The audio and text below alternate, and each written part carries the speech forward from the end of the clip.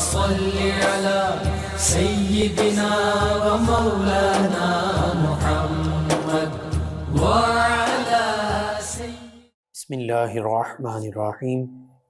السلام علیکم ناظرین و سامعین کرام۔ پروگرام یاد الہی دیکھنے کے لیے، یاد الہی کے سابقہ تمام پروگرامز دیکھنے کے لیے، بالخصوص وظائف دیکھنے، سننے، جاننے اور پڑھنے کے لیے آپ ہمارے یوٹیوب چینل یاد الہی یعنی YAADE_ILAHI یوٹیوب چینل یاد الہی کو سبسکرائب بھی کیجئے، لائک بھی کیجئے، کمنٹس بھی کیجئے، تاکہ یاد الہی کے مختلف پروگرامز اور وظائف سے آپ مکمل رہنمائی حاصل کر سکیں۔ جی ناظرین و سامعین، پروگرام یاد الہی میں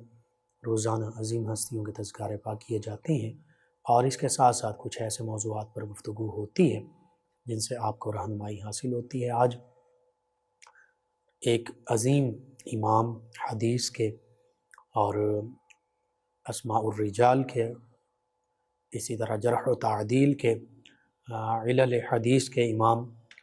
علی بن مدینی رحمۃ اللہ تعالی علیہ، آپ کے تذکارے خیر ہوں گے۔ اس سے پہلے کتاب و شفا سے آج کا خاص وظیفہ حادثات سے محفوظ رہنے کے وظائف۔ گھر میں موجود ہیں، بالخصوص سفر میں ہیں، اللہ تعالیٰ کی حفاظت میں آنے کے لیے یہ چند ایک وظائف ہیں۔ انشاءاللہ یہ پڑھیں گے اللہ پر کامل یقین اور بھروسہ رکھتے ہوئے، تو اللہ رب العزت اپنے فضل و کرم سے حفاظت فرمائے گا۔ تو حادثات سے محفوظ رہنے کے یہ 3 وظائف ہیں، تینوں کر لیجئے، 2 کر لیجئے، 1 کر لیجئے۔ سب سے پہلا وظیفہ یہ ہے، جب بھی بس میں، ریل گاڑی میں، کار، ہوائی جہاز وغیرہ، بحری جہاز میں سفر میں جائیں تو یا حفیظ اس کا ورد بہت مؤثر ہے، کثرت سے کریں، انشاءاللہ بحفاظت منزل مقصود پر پہنچیں گے۔ یا حفیظ بکثرت سے پڑھیں، بس، ریل گاڑی، کار، جہاز، ہوائی جہاز ہے، بحری جہاز ہے، اس پر سواری کریں، سفر پر جائیں تو یا حفیظ کا ورد بہت مؤثر ہے، کثرت سے کریں، اللہ تعالیٰ کی حفاظت میں رہیں گے، منزل مقصود پر بحفاظت پہنچیں گے۔ دوسرا، گھر سے چلتے ہوئے آیت الکرسی، سورۃ القریش، سورۃ الاخلاص، سورۃ الفلق اور سورۃ الناس، یعنی آیت الکرسی، سورۃ القریش اور تینوں قل، آخری جنہیں معوذتین بھی کہتے ہیں، معوذتین، یہ پڑھ کر نکلیں، انشاءاللہ سفری حادثات سے محفوظ رہیں گے۔ دوبارہ سماعت کر لیجئے، گھر سے آیت الکرسی، سورۃ القریش، سورۃ الاخلاص، سورۃ الفلق، سورۃ الناس، یہ پڑھ کر نکلنے سے سفری حادثات سے بندہ محفوظ رہتا ہے۔ تیسرا، سورۃ القصص 20ویں پارے میں ہے، اس کی آیت مبارکہ 85، سورۃ القصص آیت مبارکہ 85، یہ دوران سفر ورد میں رکھنے والا مسافر بخیر و عافیت منزل مقصود تک پہنچے گا۔ آیت مبارکہ اور ترجمہ سماعت کر لیجئے۔ اللہ فرماتا ہے، بسم اللہ الرحمن الرحیم، ان الذی فرض علیک القرآن لرادک الی معاد، بے شک جس رب نے آپ پر قرآن مجید فرقان حمید کی نشر و اشاعت کو فرض کیا ہے، یقیناً وہ آپ کو لوٹنے کی جگہ کی طرف فتح و کامیابی سے واپس لے جانے والا ہے۔ تو یہ 3 وظائف ہیں حادثات سے محفوظ رہنے کے لیے۔ آپ کو ضرورت ہے، آپ سفر پر ہیں، ضرور اپنے اوراد و وظائف میں معمول میں شامل کیجئے، اپنے اعزاء، اقرباء، رشتہ دار، دوست، احباب، پڑوسی، محلہ دار، امت مسلمہ تک پہنچائیے۔ میرے آپ کے، ہمارے بتانے سے ہمارے کسی بھی مسلمان بھائی، مسلمان بہن، مسلمان فرد کا فائدہ ہوتا ہے، تو انشاءاللہ یہ ہمارے لیے دین و دنیا آخرت میں بھلائی، فائدے، نجات اور شفا کا باعث ہوگا۔ اللہ سبحانہ و تعالی ہمیں آسانیاں عطا فرمائے، ہمیں آسانیاں بانٹنے والا بنائے، مشکلات سے ہماری حفاظت فرمائے، آمین۔ جی ناظرین و سامعین، حضرت امام علی بن مدینی رحمۃ اللہ تعالی علیہ، امام الحدیث، امام الجرح والتعدیل، امام اسماء الرجال والعلل، حدیث مبارکہ کی خدمت کرنے والے اور حدیث مبارکہ کے علوم کے اور فن کے امام ہیں آپ۔ حدیث مبارکہ کیا ہے؟ لفظی معنی حدیث کو ہوتا ہے بات، گفتگو، قصہ، اس کا یہ لغوی اور لفظی معنی ہے۔ لیکن شریعت میں حدیث سے مراد نبی کریم صلی اللہ علیہ وآلہ وسلم کا مبارک فرمان، نبی کریم صلی اللہ علیہ وآلہ وسلم کا مبارک عمل، اور نبی کریم صلی اللہ علیہ وآلہ وسلم کی مبارک تقریر۔ اب یہاں پہ تقریر سے مراد وہ گفتگو نہیں، بلکہ تقریر سے مراد یہ ہے، یعنی آقا کریم صلی اللہ علیہ وآلہ وسلم نے جو فرما دیا وہ بھی حدیث ہے، جو عمل کر کے دکھا دیا وہ بھی حدیث ہے، اس کو سنت بھی کہتے ہیں۔ اور آپ کے سامنے صحابہ کرام علیہم رضوان نے کوئی گفتگو کی، کوئی عمل کیا، اور آپ نے اس سے منع نہیں فرمایا بلکہ سکوت اختیار فرمایا، تو یہ بھی حدیث ہے، اس کو تقریری حدیث کہتے ہیں۔ حدیث مبارکہ کی ضرورت کیوں ہے، حجیت کیا ہے، اس حوالے سے مختصراً یہ ہے کہ نبی کریم صلی اللہ علیہ وآلہ وسلم کا جو فرمان مبارکہ ہے یہ اللہ کے حکم کے مطابق ہوتا ہے۔ آقا کریم صلی اللہ علیہ وآلہ وسلم کا فرمان اور قرآن مجید فرقان حمید میں اس حوالے سے تو کوئی فرق نہیں کہ قرآن مجید فرقان حمید بھی وحی ہے، اللہ کے حکم کے مطابق ہے، اللہ کا کلام ہے۔ حدیث مبارکہ بھی اللہ ہی کے حکم کے مطابق ہے، بس فرق اتنا ہے کہ قرآن مجید فرقان حمید خاص طور پر اللہ تعالیٰ کی طرف سے سیدنا جبریل امین علیہ السلام کے ذریعے سے نازل کیا گیا تقریباً 23 برس کے عرصے میں، اور حدیث مبارکہ وہ بظاہر نبی کریم صلی اللہ علیہ وآلہ وسلم کا فرمان ہے، آپ کی زبان اقدس سے نکلے ہوئے مبارک الفاظ ہیں، لیکن حقیقت میں ان کا جو ذریعہ ہے وہ بھی اللہ کی ذات ہے۔ وہ اس وجہ سے اللہ فرماتا وما ینطق عن الہوی ان هو الا وحی یوحی، کہ نبی کریم صلی اللہ علیہ وآلہ وسلم جو کچھ خود ارشاد فرماتے ہیں اپنی زبان مبارک سے، بے شک یہ خود ارشاد فرماتے ہیں، لیکن یہ اپنی خواہش سے نہیں بولتے، یہ خواہش نفس یا اپنی مرضی سے نہیں ارشاد فرماتے، ان هو الا وحی یوحی، بلکہ یہ وہی کچھ ارشاد فرماتے ہیں جو اللہ تعالیٰ کی طرف سے ان کی جانب وحی ہوتی ہے۔ یعنی حدیث مبارکہ بھی وحی ہے، لیکن قرآن مجید فرقان حمید کے بعد دوسرے نمبر پر ہے۔ سب سے پہلا درجہ قرآن مجید فرقان حمید کا ہے، وہ ایسی وحی ہے جس کی تلاوت کی جاتی ہے، اور حدیث مبارکہ یہ بھی وحی ہے، لیکن یہ ایسی وحی ہے جس کی تلاوت نہیں کی جاتی قرآن مجید فرقان حمید کی طرح۔ اور پھر ادلہ شرعیہ کو دیکھا جائے، یعنی شریعت کن دلائل سے ثابت ہوتی ہے، تو اس میں سب سے پہلی دلیل قرآن مجید فرقان حمید ہے۔ اسلام کی تعلیمات، اسلام کے احکامات کا سب سے پہلا اور بڑا ذریعہ اور بڑی دلیل وہ قرآن مجید فرقان حمید ہے۔ دوسرا بڑا ذریعہ اور بڑی دلیل شریعت کی اور اسلام کے احکام کے نافذ ہونے کی وہ حدیث مبارکہ ہے۔ اس کے بعد تیسری بڑی دلیل جو ہے وہ آثار صحابہ اور اجماع امت ہے، یعنی صحابہ کرام علیہم رضوان اور امت کا جس پر اجماع ہو جائے وہ تیسری دلیل ہے شریعت کی، اور چوتھی وہ قیاس یا اجتہاد جسے کہتے ہیں۔ بہرحال قرآن و حدیث یہ سب سے پہلی، دوسری اور بڑی دلائل ہیں شریعت کی۔ معاذ اللہ ثم معاذ اللہ، قرآن و سنت کا، قرآن و حدیث کا انکار کرنے والا وہ دائرہ اسلام میں نہیں رہتا۔ وہ پہلے اگر حدیث کا انکار کر رہا ہے تو ایک وقت آتا ہے حدیث کا انکار کرنے والا حقیقت میں قرآن مجید فرقان حمید کا انکار کرنے والا بن جاتا ہے، یعنی منکر حدیث جو ہے، منکر حدیث وہ منکر قرآن بھی بن جاتا ہے۔ اس کے حوالے سے میں بھی عرض کر دیتا ہوں کیسے۔ جو حدیث کا انکار کرتا ہے حقیقت میں وہ قرآن کا انکار کرتا ہے، وہ اللہ کا انکار کرتا ہے، کیونکہ حدیث مبارکہ اللہ نے فرما دیا کہ وہ نبی کریم صلی اللہ علیہ وآلہ وسلم اپنی خواہش سے وہ بیان نہیں فرماتے، بلکہ وہ اللہ تعالیٰ ہی کی طرف سے وحی ہوتی ہیں۔ تو پتہ چلا جو حدیث مبارکہ کا انکار کر رہا ہے وہ اللہ تعالیٰ کی وحی کا انکار کر رہا ہے، یعنی وہ اللہ رب العزت کا انکار کر رہا ہے۔ دوسری طرف یہی آیت مبارکہ وما ینطق عن الہوی ان هو الا وحی یوحی کا وہ انکار کر رہا ہوتا ہے، حتیٰ کہ کئی دیگر درجنوں آیات بینات ان کا وہ انکار کر رہا ہوتا ہے جو حدیث مبارکہ کا انکار کرتا ہے۔ اب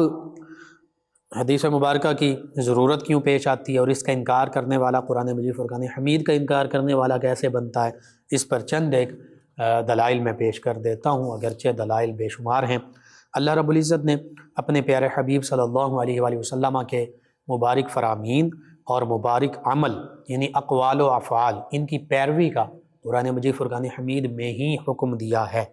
یعنی ہم پر قرآن مجید فرقان حمید میں ہی نبی کریم صلی اللہ علیہ وآلہ وسلم کے مبارک فرمان اور مبارک عمل یعنی قول و فعل نبی کریم صلی اللہ علیہ وآلہ وسلم کی پیروی کو لازم ٹھہرایا ہے، واجب ٹھہرایا ہے، ضروری ٹھہرایا ہے، اس کا حکم دیا ہے۔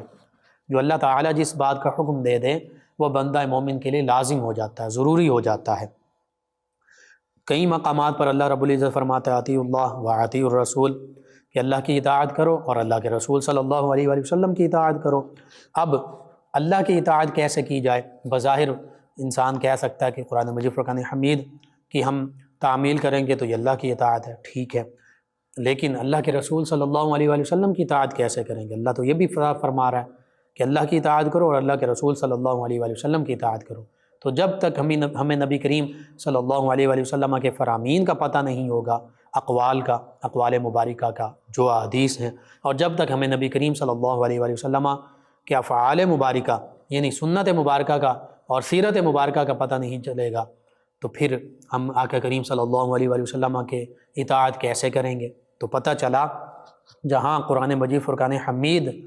کا علم ضروری ہے اللہ کی اطاعت کے لیے، اللہ کے حبیب صلی اللہ علیہ وآلہ وسلم کی اطاعت کے لیے، وہیں بالخصوص اللہ اور اللہ کے رسول صلی اللہ علیہ وآلہ وسلم کی اطاعت کے لیے احادیث مبارکہ اور سنت مبارکہ، سیرت مبارکہ کا علم بھی ضروری ہے۔ اور اسی پر اللہ اپنے قرآن مجید فرقان حمید میں اپنے خاص کلام میں یہ حکم بھی دے رہا ہے کہ تم اللہ کی اطاعت بھی کرو اور اللہ کے رسول صلی اللہ علیہ وآلہ وسلم کی اطاعت بھی کرو۔ اب اس سے آگے بھی اللہ رب العزت نے یہ فرما دیا، اللہ تعالیٰ تو یہاں تک فرماتا ہے کہ جو میرے حبیب صلی اللہ علیہ وآلہ وسلم کی اطاعت کرے گا وہ ایسے ہی ہے جیسے اس نے میری اطاعت کی، یعنی جو نبی کریم صلی اللہ علیہ وآلہ وسلم کے فرامین مبارکہ اور افعال مبارکہ، حدیث اور سنت، نبی کریم صلی اللہ علیہ وآلہ وسلم کی سنت، آپ کی سیرت مبارکہ، آپ کے حدیث مبارکہ، آپ کے فرامین مبارکہ، آپ کے معمولات مبارکہ کی پیروی کرے گا، اللہ فرماتا ہے وہ ایسا ہی ہے جیسے اس نے اللہ کی اطاعت کی، اللہ تعالیٰ کے حکم کی پیروی کی۔ کہاں فرمایا؟ قرآن مجید فرقان حمید میں اللہ فرماتا ہے کہ من یطیع الرسول فقد اطاع اللہ، کہ جس نے اللہ کے رسول صلی اللہ علیہ وآلہ وسلم کی اطاعت کی فقد اطاع اللہ، پس بے شک اس نے اللہ کی اطاعت کی، اس نے اللہ کے حکم کی پیروی کر لی۔ تو پتہ چلا اگر ہم اللہ کے حبیب صلی اللہ علیہ وآلہ وسلم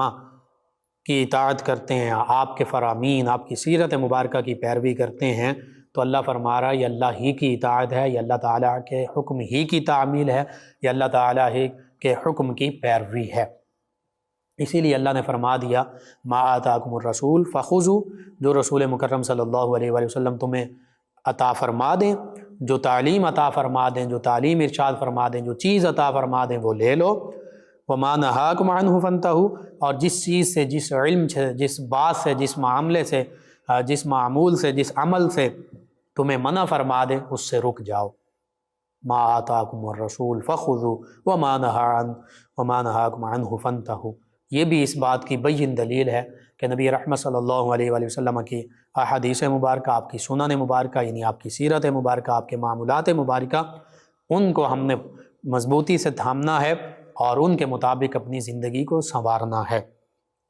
پھر اللہ رب العزت یہ بھی فرماتا قل ان کنتم تحبون اللہ فاتبعونی یحببکم اللہ ویغفر لکم ذنوبکم واللہ غفور الرحیم۔ یہ آیت مبارکہ سورہ آل عمران کی، یہ بھی نبی کریم صلی اللہ علیہ وآلہ وسلم کی سنت، سیرت اور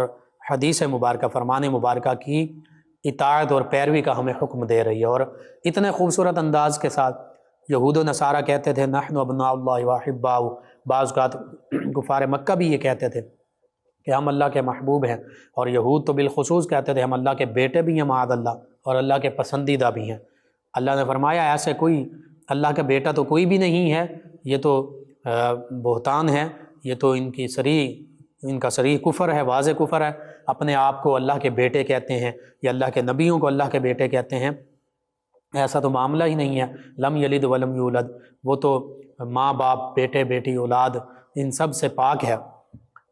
اور پھر ساتھ جو یہ کہہ رہے ہیں وَأَحِبَّاؤ، ہم اللہ کے محبوب ہیں، ہم اللہ کے پسندیدہ، اللہ ہم سے محبت فرمانے والا ہے، تو اللہ فرماتا نہیں، قل ان کنتم تحبون اللہ، اے پیارے حبیب صلی اللہ علیہ وآلہ وسلم آپ ان سب سے فرما دیجئے کہ اگر تم اللہ سے محبت کرنا چاہتے ہو، احباؤ حقیقت میں اللہ کے محبوب بننا چاہتے ہو، تو زبانی کلامی دعوے تمہارے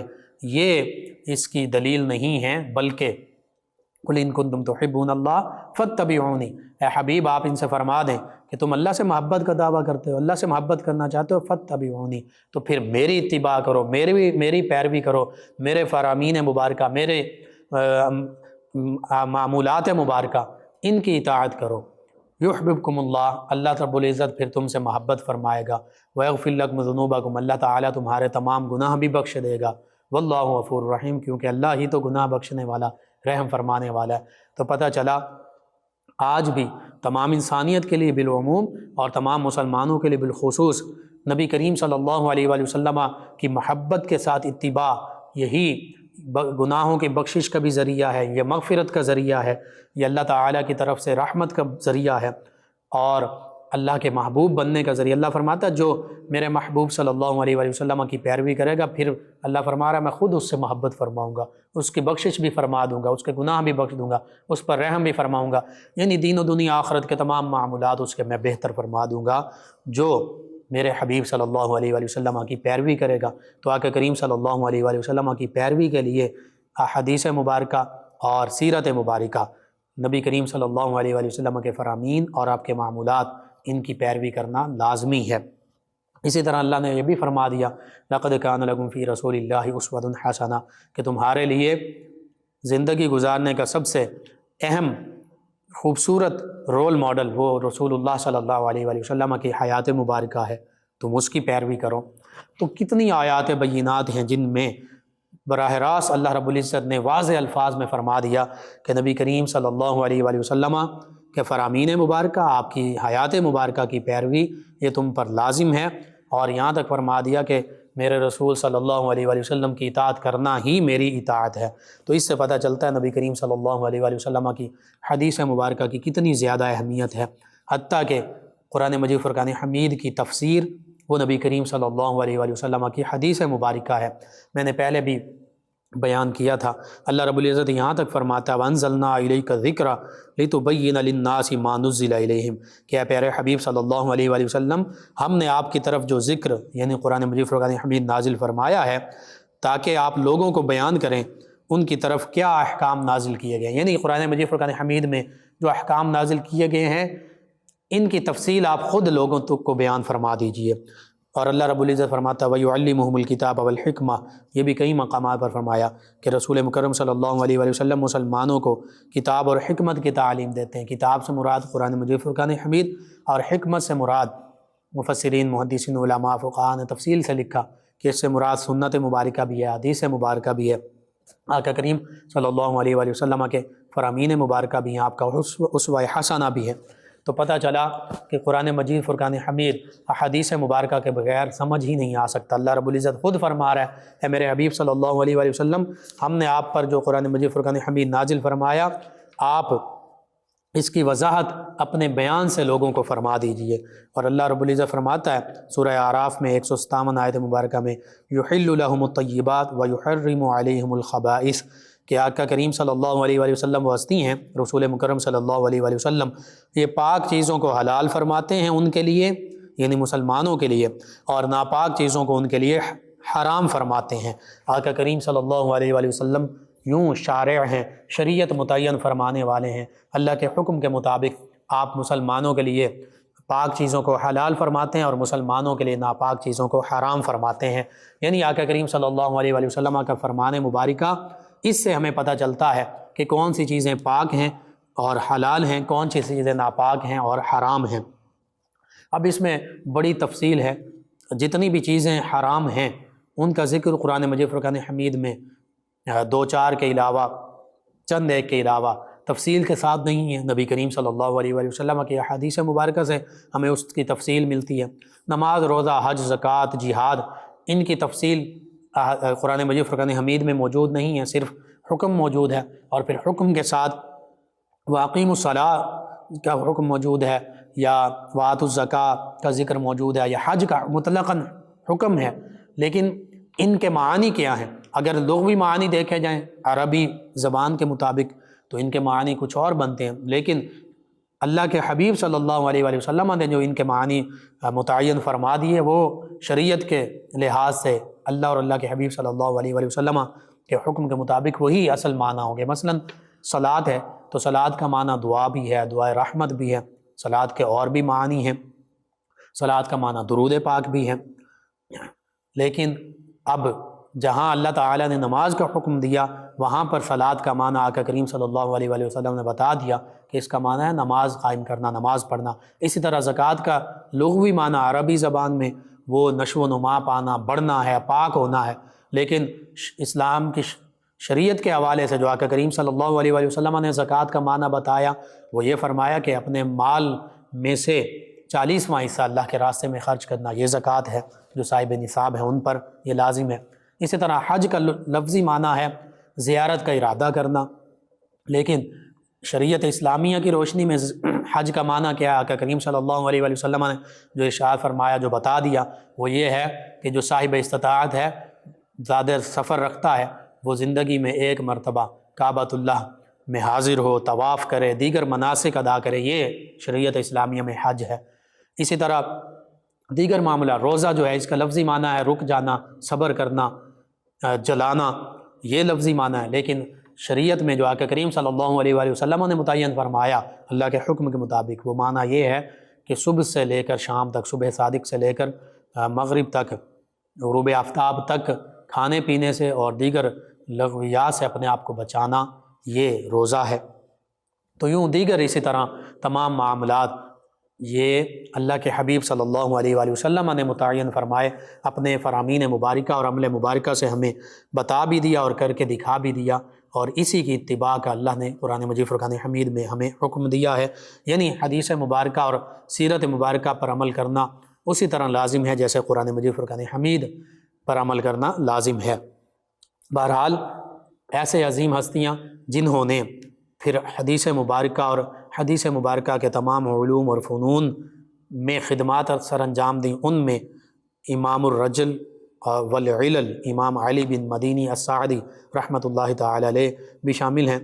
امام رجل ہیں، امام العلل ہیں، اسی طرح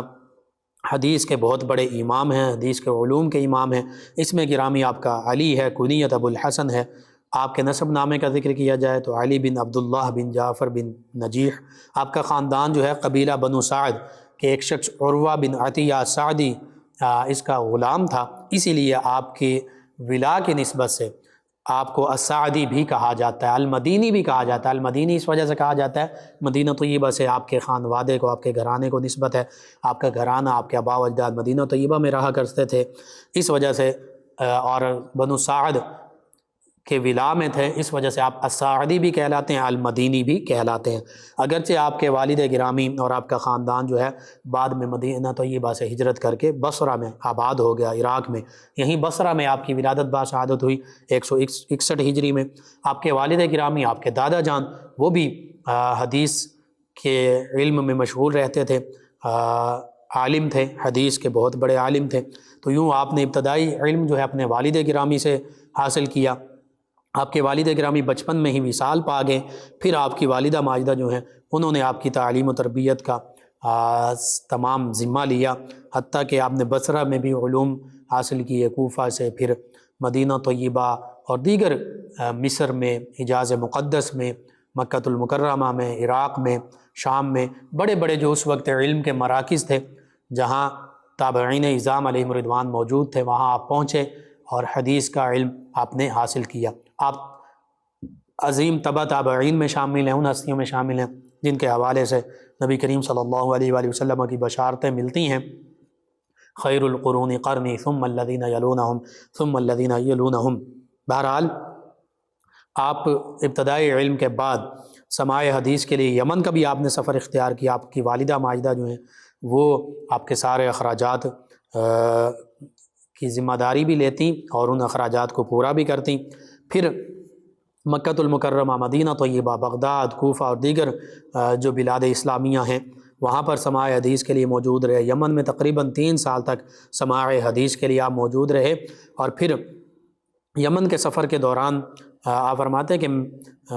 جب یمن کا سفر اختیار کیا تو سماع حدیث میں نے وہاں پر کیا اور حدیث کا ایک اچھا خاصا ذخیرہ اپنے پاس میں جمع کر چکا تھا۔ اسی طرح آپ نے فرمایا کہ میں نے ایک مسند تصنیف کی، جب میں یمن جانے لگا تو میں نے اس کو حفاظت کے طور پر ایک صندوق میں بند کر دیا، لیکن جب میں 3 برس کے بعد، یہ یمن جانے سے پہلے بھی آپ کے علم کا یہ مقام تھا، فرماتے ہیں کہ جب میں واپس لوٹا تو یہ سارا ذخیرہ مٹی کا ڈھیر بن چکا تھا، یعنی صندوق میں رکھا ہوا تھا اور مٹی بھی اس کو لگ چکی تھی، تو یوں بظاہر وہ مٹی کا ڈھیر بن چکا تھا۔ آپ فرماتے ہیں کہ جب میں یمن میں تحصیل علم کے سلسلے میں قیام پذیر تھا تو بڑی تنگ دستی تھی، مشکلات کا سامنا تھا، میری والدہ جو ہیں گھر میں بالکل تنہا تھیں، اور میرے بعض دوستوں نے میری والدہ کو مشورہ دیا کہ آپ اپنی مشکلات کے بارے میں اپنے بیٹے کو آگاہ کریں تاکہ وہ واپس آ جائے۔ تو فرماتے ہیں کہ میری والدہ نے نہ صرف میری تعلیم میں خلل ڈالنے کو ناپسند کیا، بلکہ اس قسم کا مشورہ دینے والوں کو میرا دشمن سمجھا، یعنی یہ چاہتے ہیں کہ میرا بیٹا جو ہے والدہ کے احوال کے مطابق وہ واپس آ جائے، تو والدہ ان کی یہ چاہتی تھی کہ وہ واپس نہ آئے چاہے جیسے بھی معاملات ہیں۔ ایسے معاملات ہوا کرتے تھے، والدین والدہ اپنے بیٹوں کو دور دراز علاقے میں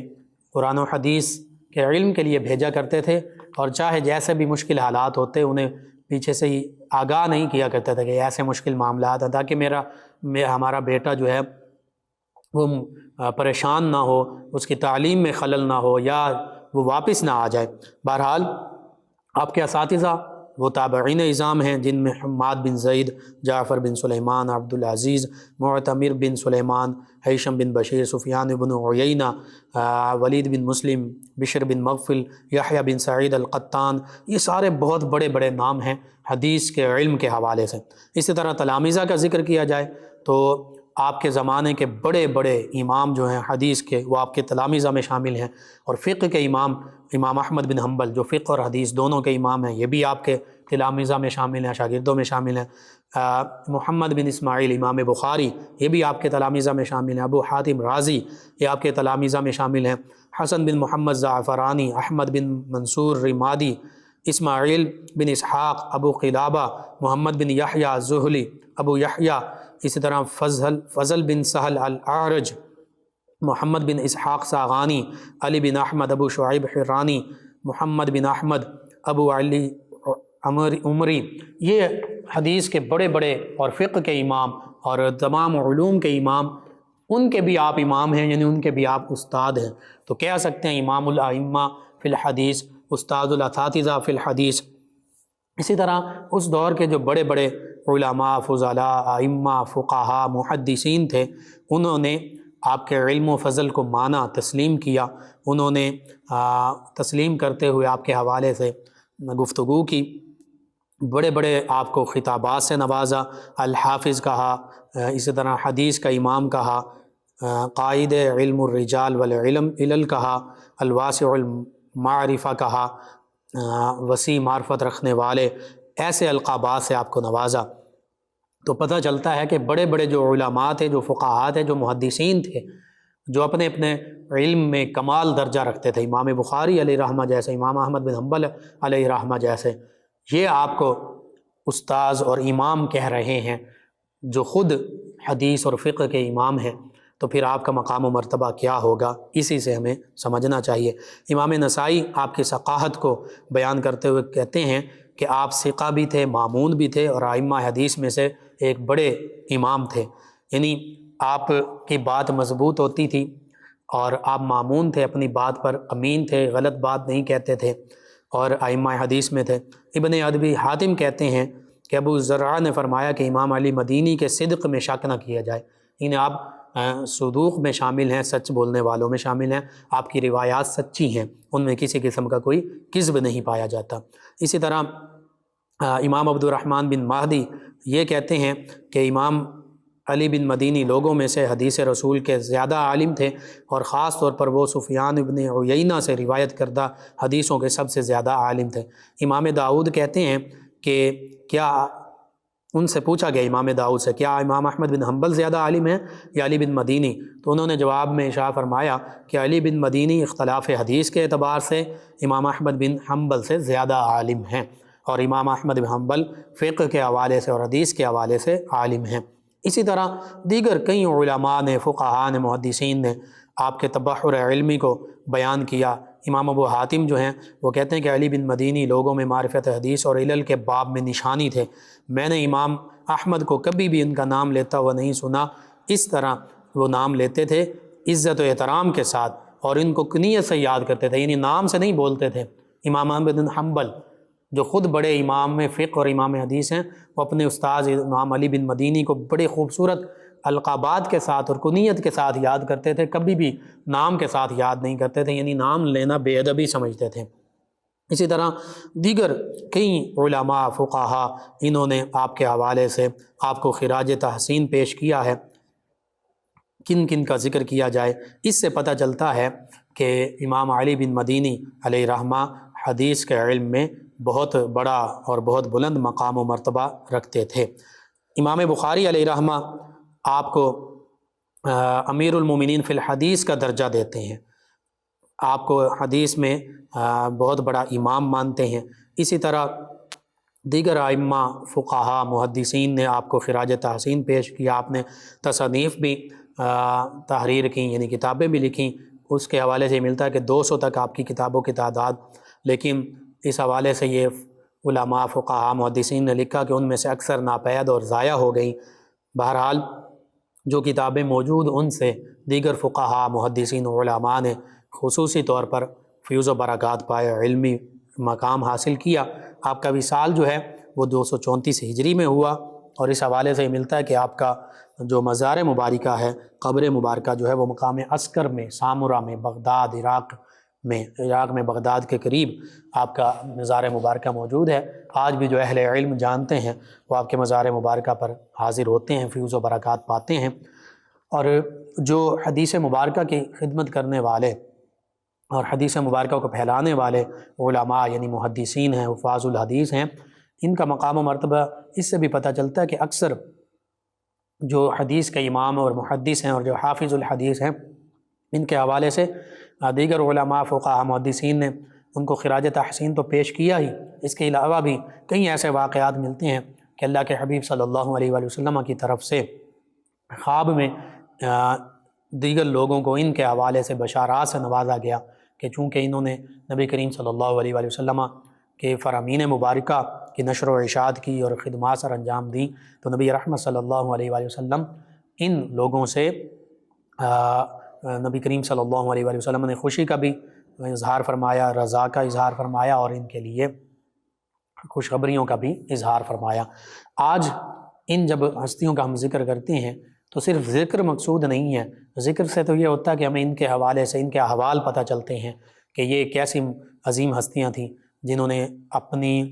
زندگیاں حدیث مبارکہ کے علم حاصل کرنے اور آگے امت تک پھیلانے میں گزاری۔ لیکن حقیقت میں اس کا مقصد یہ ہے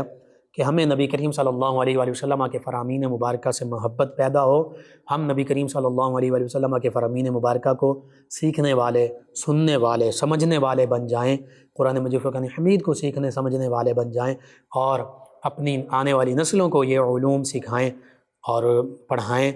تاکہ یہ علوم جو ہیں ہماری آنے والی نسلوں میں بھی کما حق موجود رہیں اور ہماری نسلیں قرآن و سنت کے پیغام پر عمل کرنے والی بن جائیں اور امت مسلمہ تک پہنچانے والی بن جائیں۔ اللہ رب العزت سے دعا ہے اللہ تعالی ہمیں بھی قرآن و سنت کی تعلیم، علم وافر عطا فرمائے، امت مسلمہ تک پہنچانے والا بنائے، ہماری آنے والی نسلیں بھی ان علوم سے بہرہ ور ہونے والی بنیں، آمین۔ اللہم صلی علی سیدنا و مولانا محمد وعلی آپ سماعت فرما رہے ہیں پروگرام یاد الہی۔ ناظرین سامعین، اس دوران ہمیں جوائن کیا ہمارے لسنر ہیں سمن راجپوت صاحبہ، کہتی ہیں السلام علیکم بھائی، کیا حال ہے؟ جی وعلیکم السلام، الحمدللہ۔ کہتی ہیں کہ صبح فجر کی نماز کے لیے آنکھ نہیں کھلتی، بہت پریشان ہوں، جب اٹھتی ہوں تو ٹائم گزر چکا ہوتا ہے، رات کو جلدی سو جاتی ہوں، اور یہ بھی کہتی ہیں کہ بہت ڈراؤنے خواب آتے ہیں۔ جی میں بیان کرتا ہوں ڈراؤنے خوابوں کے لیے۔ ایک تو کھانا آپ رات سونے سے کم از کم 3 گھنٹے پہلے کھا کر سوئیں۔ دوسرا، سونے سے پہلے سورہ فاتحہ، آیت الکرسی اور تینوں قل یہ 3 مرتبہ پڑھ کر رب الآخر 3 مرتبہ درود پاک کے ساتھ اپنے ہاتھوں پر دم کریں، ہاتھ پورے جسم پر پھیریں، سو جائیں۔ اگر ڈراؤنا خواب آئے تو بائیں طرف تھوک دیں، اعوذ باللہ من الشیطان الرجیم پڑھیں، آیت الکرسی پڑھیں اور دائیں کروٹ سو جائیں۔ سوتے ہوئے اللہ رب العزت کی بارگاہ میں بھی دعا کر دیں کہ اللہ مجھے اتنے بجے نماز سے پہلے بیدار فرما دیں، اور اپنا نام لے کے بھی کہہ دیں کہ مجھے اتنے بجے اٹھا دو، تو انشاءاللہ، اور الارم وغیرہ بھی لگایا جا سکتا ہے، انشاءاللہ اللہ تعالیٰ نے چاہا تو ضرور بیدار ہو جائیں گے۔ اگر بالفرض کبھی معاملہ ایسا ہوتا ہے کہ نہیں بیداری ہوتی تو اٹھتے ہی اگر نماز کا ٹائم ہے تو آپ فوراً نماز پڑھ لیں۔ اگر سورہ طلوع ہو چکا ہے تو سورہ طلوع ہونے کے 20 منٹ بعد آپ نماز جو ہے وہ قضا پڑھ لیں۔ تو یہ چیزیں چند ایک اپنے معمول کا حصہ بنائیے، انشاءاللہ اللہ تعالیٰ بہتری فرمائے گا۔ ناظرین سامعین، کے علاوہ میں جوائن کیا ایک اور ہمارے لسنر ہیں، کہتے ہیں السلام علیکم، کیسے ہیں لقمان بھائی؟ جی وعلیکم السلام، الحمدللہ۔ ناصر صاحب ہیں جھنگ سے، کہتے ہیں کہ چوری کا وظیفہ بتا دیں، کوئی عمل؟ جی، چوری شدہ مال کی واپسی کے لیے انا للہ و انا الیہ راجعون، سورہ بقرہ کی 156 آیت مبارکہ ہے، دوسرے پارے میں 3 رکوع میں ہے۔ یہ اسے ایک کاغذ پر لکھ کر اس کے آگے چوری شدہ مال لکھیں اور چوری شدہ مال کے مالک کا نام اور والدہ کا نام